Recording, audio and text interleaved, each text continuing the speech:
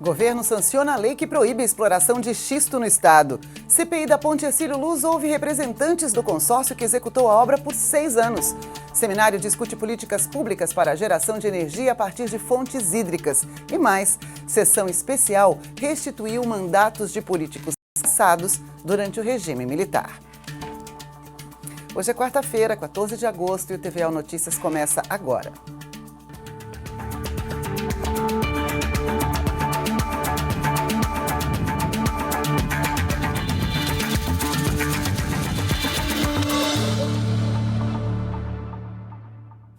Boa noite. O projeto de lei que proíbe a exploração de xisto e seus derivados em Santa Catarina foi sancionado pelo governo. Os deputados Valdir Cobalcini e Fabiano da Luz comemoraram em plenário a sanção pelo governo do estado do projeto de lei que proíbe a exploração de xisto ou de seus derivados no estado de Santa Catarina. Nos últimos meses, a possibilidade de extração de óleo de xisto no Planalto Norte catarinense, em especial no município de Papanduva, mobilizou os moradores da região, que se manifestaram contrários à exploração do mineral, temendo prejuízos ambientais.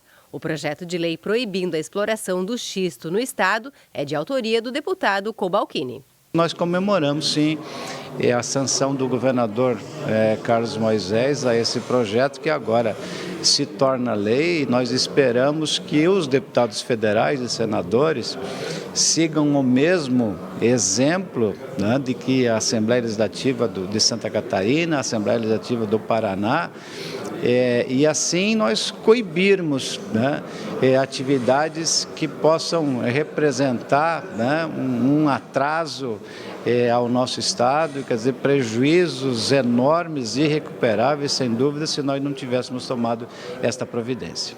O deputado Fabiano da Luz foi o relator do projeto na Comissão de Constituição e Justiça.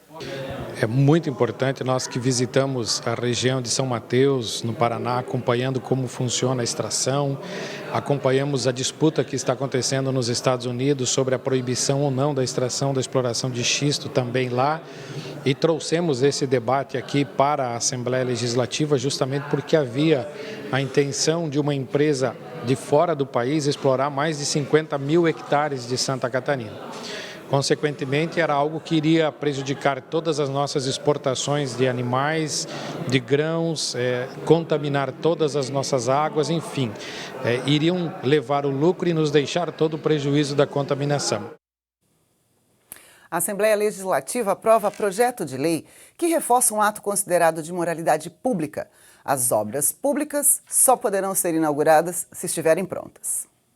Os deputados aprovaram em plenário o projeto de lei de autoria do deputado Jair Mioto, que proíbe a administração direta de Santa Catarina de realizar cerimônia ou qualquer outro tipo de solenidade para inaugurar obras públicas incompletas ou sem profissionais, equipamentos ou materiais necessários para o funcionamento. A matéria foi aprovada com emenda substitutiva global do deputado Milton Obos, que estende a proibição às autarquias e fundações estaduais. No texto, o projeto deixa claro que a matéria trata de construções, reformas, recuperação ou ampliação de prédios custeados pelo poder público estadual e que servem ao uso direto ou indireto da população, como hospitais, escolas, restaurantes populares, rodovias e ferrovias. Esse projeto é justamente para isso, para que se reforce o comprometimento do poder público de começar e terminar as coisas, né? Entregar as coisas com excelência, bem feitas e funcionando. Então, esse projeto vem justamente para garantir isso ao próprio cidadão. E a Comissão Parlamentar de Inquérito, que investiga os gastos na Ponte Hercílio Luz, se reuniu novamente. No encontro, o dono da empresa que liderou o consórcio que executou a obra por 6 anos prestou depoimento. A CPI que investiga a obra da Ponte Hercílio Luz ouviu uma testemunha importante. Paulo Almeida, sócio da Espaço Aberto, que esteve à frente da reforma entre 2008 e 2014. A Espaço Aberto liderou o consórcio Florianópolis Monumento, que venceu a licitação. Almeida respondeu a perguntas feitas pelo relator da Comissão Parlamentar de Inquérito, o deputado Bruno Souza.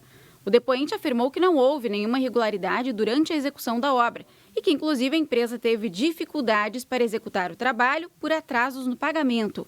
Ele disse que ficou 300 dias sem receber. Além dessas informações, o sócio da Espaço Aberto falou que o governo do estado rescindiu o contrato com a empresa 8 meses antes do prazo de encerramento. Nós temos que buscar muitas informações ainda e claro que é um contrato que tem muitos questionamentos, então esperamos que a gente possa esclarecer bastante tudo o que aconteceu e esclarecer bastante sobre essa história da Ponte Luz que precisa ser esclarecida. O pagador de impostos catarinense está esperando. O deputado Bruno Souza, relator da CPI, com base em informações e documentos que tinha em mãos, fez diversas perguntas. O parlamentar questionou sobre o aumento do capital da empresa, sobre a capacidade técnica para a execução da obra, aditivos de contratos, entre outros pontos específicos do edital de licitação da obra. Paulo Almeida respondeu às perguntas e autorizou a quebra de sigilos bancário e fiscal da época. Ele afirmou também que vai entregar outros documentos que comprovem tudo o que foi dito, conforme solicitação do relator. Conseguimos fazer bastante perguntas que eram necessárias de serem feitas e vão nos ajudar na confecção do nosso relatório. Acredito que hoje muitas coisas ficaram claras e evidentes para mim como relator, e agora nós vamos reunir com a equipe e vamos fazer as conclusões de tudo que a gente ouviu, pegar a ata de tudo que foi dito, para que a gente possa construir o nosso relatório. A realização de 2 audiências públicas para tratar da demora na emissão de licenciamentos ambientais no oeste do estado e a pavimentação da rodovia SC-370, conhecida como a Estrada da Serra do Corvo Branco, estiveram na pauta da Comissão de Turismo.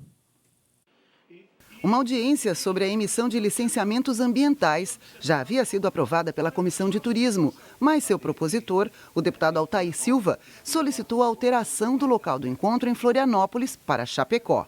O encontro está agendado para o dia 2 de setembro, em horário e local a serem definidos. Fiquei muito grato que a Comissão de Turismo e Meio Ambiente compreendeu a necessidade de fazer essa audiência pública onde os produtores pudessem se manifestar. Você imagine os produtores rurais virem do oeste até Florianópolis para participar de uma audiência pública para fazer um encaminhamento que nós precisamos encontrar uma saída que faça com que a produção não fique penalizada. Os deputados também aprovaram a realização de audiências sobre a pavimentação da rodovia SC-370 entre Grão-Pará e Urubici, no trecho conhecido como Estrada da Serra do Corvo Branco. A proposta, que é do deputado Volney Weber, tem o objetivo de demonstrar a importância desta obra para o turismo do Sul e da Serra. A pavimentação teve início em 2014, mas foi paralisada depois que a vencedora da licitação deixou a obra. A audiência será em Urubici, no dia 7 de outubro. O objetivo fundamental dessa proposição do deputado Volney Weber é chamar a atenção das autoridades, da comunidade, principalmente de Urubici, que tem estado com grande prejuízo, principalmente turístico, em virtude dos milhares de quartos que lá estão, do turismo que tem se potencializado muito forte na região do Urubici, e essa ligação do escoamento de produto, de pessoas, é super importante. Por isso que o turismo aprovou isso, porque não só está ligado à infraestrutura, mas sim uma infraestrutura turística que impactará diretamente o turismo catarinense, especificamente na Serra Catarinense. A comissão também aprovou o parecer favorável ao projeto que reconhece o Santuário Sagrado Coração Misericordioso de Jesus de Içara, no sul do estado, como ponto turístico religioso de Santa Catarina. O relator da matéria foi o deputado Márcio Machado. Numa reunião com diversas entidades empresariais, a Frente Parlamentar em Defesa do Comércio Varejista montou uma pauta de trabalho. Foi o primeiro encontro e já contou com a participação de empresários que defendem mais diálogo com o Poder Executivo para a apresentação das demandas do setor. O pedido é que os parlamentares possam auxiliar como interlocutores junto ao governo. Um setor que emprega muito em Santa Catarina, que gera muitos recursos ao caixa do Tesouro do Estado, e por conta disso nós precisamos fazer com que esse diálogo seja permanente, seja no âmbito da Assembleia, seja no âmbito do Poder Executivo.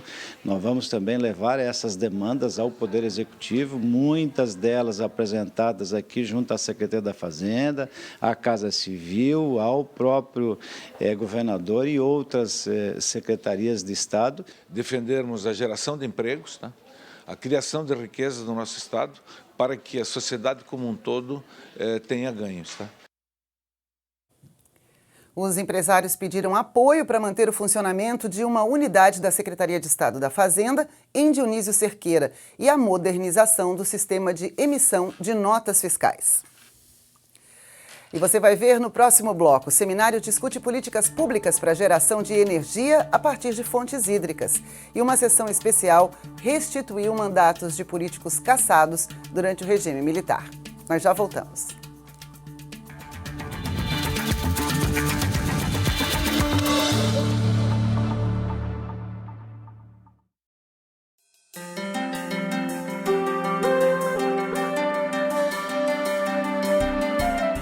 Qualquer pessoa pode ser um candidato à doação de sangue.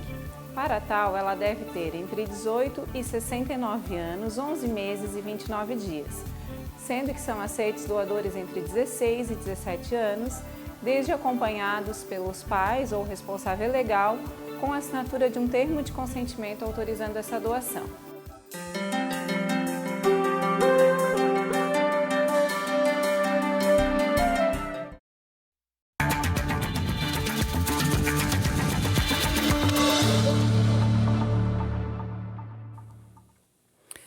A Assembleia Legislativa promoveu durante todo o dia de hoje um seminário sobre políticas públicas para a geração de energia a partir de fontes hídricas. Os participantes acompanharam palestras sobre o potencial das pequenas centrais hidrelétricas em Santa Catarina. O objetivo é convencer o governo que vale a pena investir nesse tipo de geração de energia. O Auditório Antonieta de Barros recebeu empresários e profissionais do setor público e privado que atuam na geração de energia elétrica no estado. Eles querem encontrar formas de convencer a população e o governo sobre as vantagens de se investir em pequenas centrais hidrelétricas, ganhando apoio para este tipo de empreendimento. A exploração do potencial das pequenas centrais hidrelétricas no Brasil teve início em 1997, quando foi extinto o monopólio do Estado no setor elétrico. A partir daí, centenas de empresas passaram a investir em estudos e projetos para a geração de energia renovável. Nos últimos 22 anos, foram aplicados mais de R$1 bilhão por investidores privados na elaboração e licenciamento ambiental de aproximadamente 1.000 projetos para a construção de pequenas hidrelétricas, totalizando 9.000 megawatts de empreendimentos protocolados na ANEEL, a Agência Nacional de Energia Elétrica. O problema é que destes, 7.000 megawatts continuam aguardando análise e aprovação do órgão regulador. De acordo com a classificação da ANEEL, as PCHs, pequenas centrais hidrelétricas, têm potência de 5 a 30 megawatts e reservatórios com menos de 13 quilômetros quadrados de área. Já as CGHs, centrais geradoras hidrelétricas, são ainda menores, tanto em tamanho quanto em potência. Elas podem gerar até 5 megawatts. Somados os potenciais desses pequenos empreendimentos no país, há um total de potência superior ao da usina binacional de Itaipu. Mas a Associação Brasileira das Pequenas Hidrelétricas reclama que falta apoio para este tipo de empreendimento. De acordo com o presidente da associação, há 20 anos o Brasil tinha a energia mais barata entre os grandes países e hoje tem a quarta mais cara. Isso porque reduziu o investimento em hidrelétricas. A China já está fazendo esse movimento há um bom tempo. A China, que tem muito menos rio, tem uma riqueza hidráulica muito pior que a do Brasil, tem 40.000 hidrelétricas. O Brasil tem 1.100. Né? O Brasil tem a melhor tecnologia do mundo, o melhor know-how do mundo em construção de hidrelétrica. Nossos engenheiros são contratados por estrangeiros para ajudar em projetos na África, na China, na Europa, nos Estados Unidos. Santa Catarina tem 250 projetos de pequenas hidrelétricas em operação, que são responsáveis por 10% da capacidade de geração de energia no estado. O atual governo decidiu apostar na energia renovável. A Secretaria de Estado do Desenvolvimento Econômico e Social acaba de criar uma diretoria de Minas e Energia, comandada pelo Cristiano, que participou do seminário para falar do programa SC Mais Energia. Ele existe desde 2015, que foi instituído por um decreto, o 233, e de lá para cá, 90% dos projetos capitaneados pelo programa SC Mais são de geração hídrica, e PCH e CGH.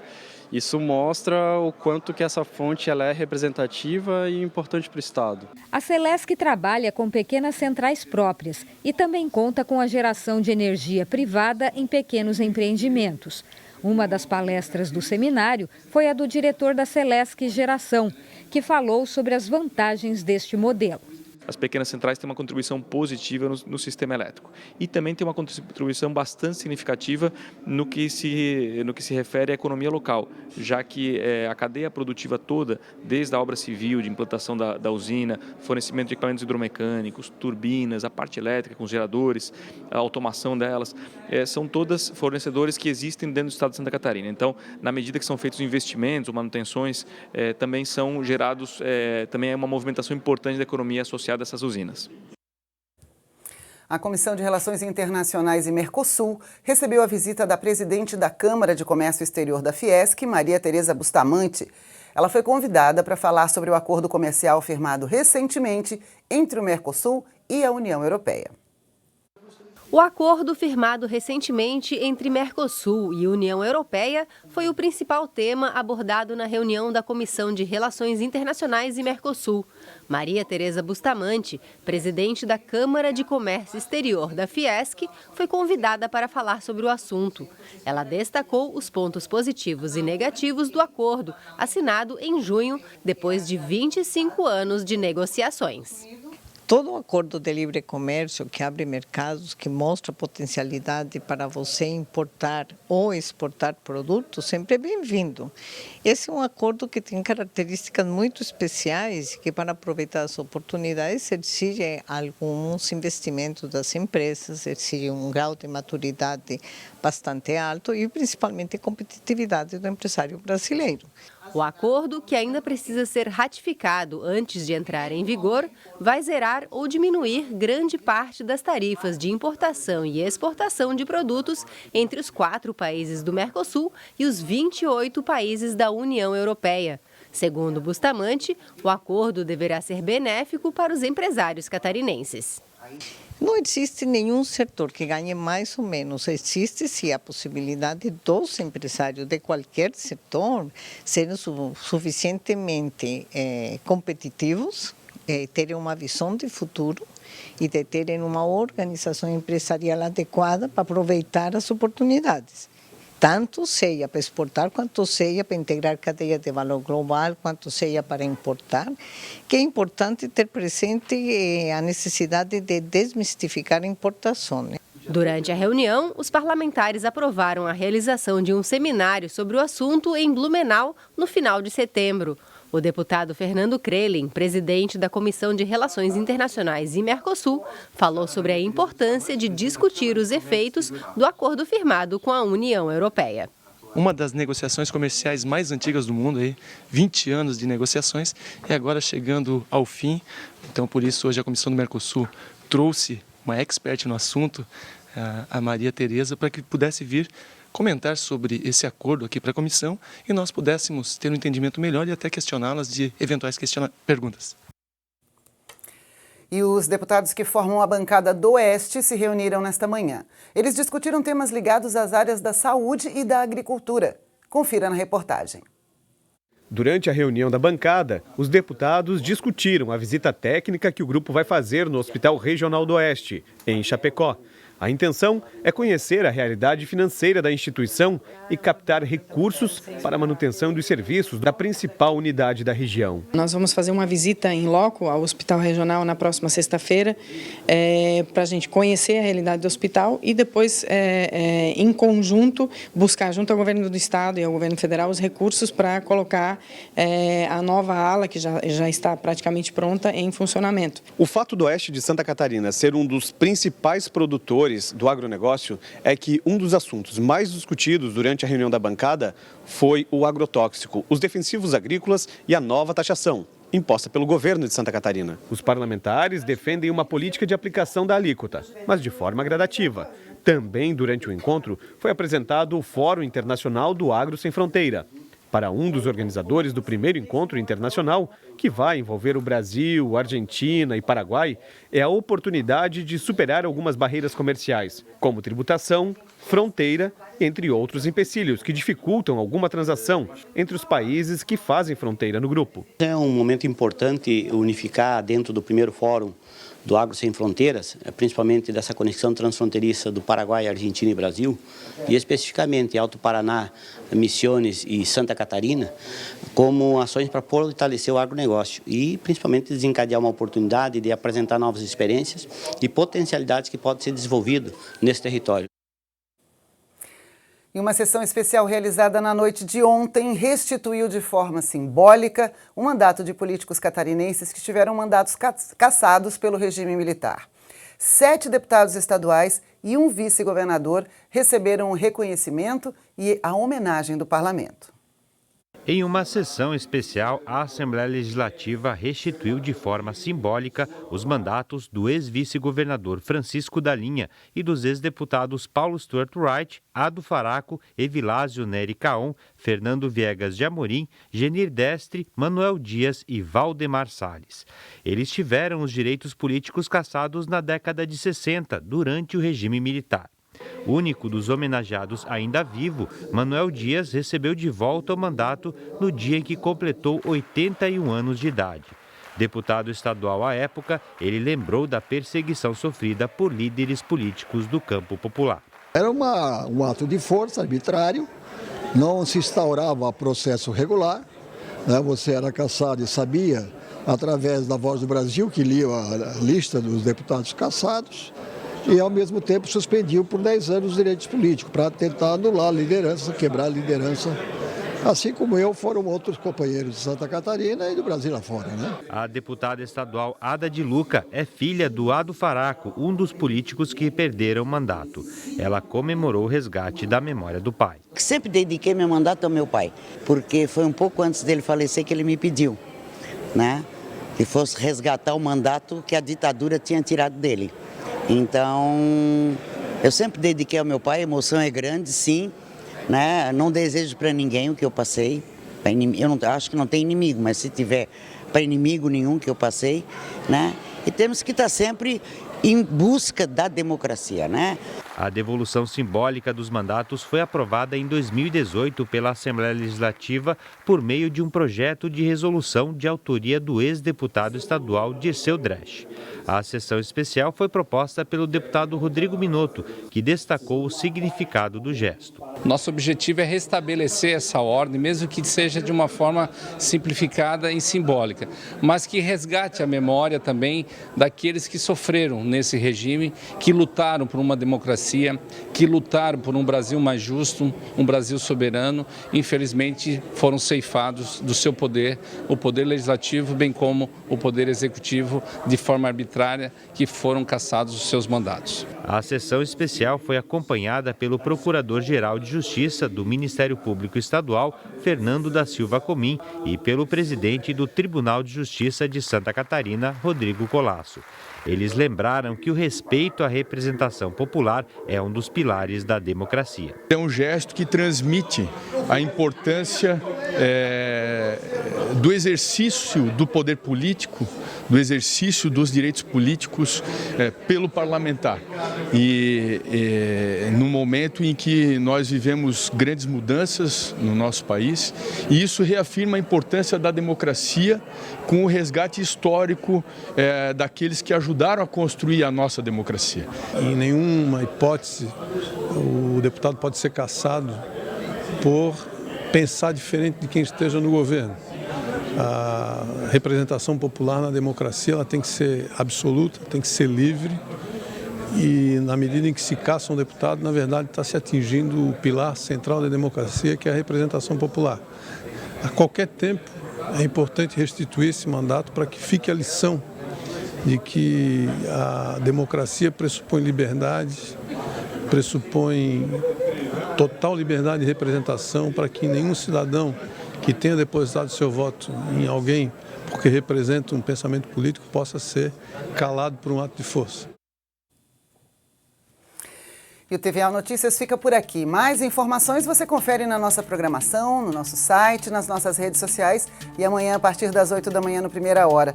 Uma boa noite para você e até amanhã.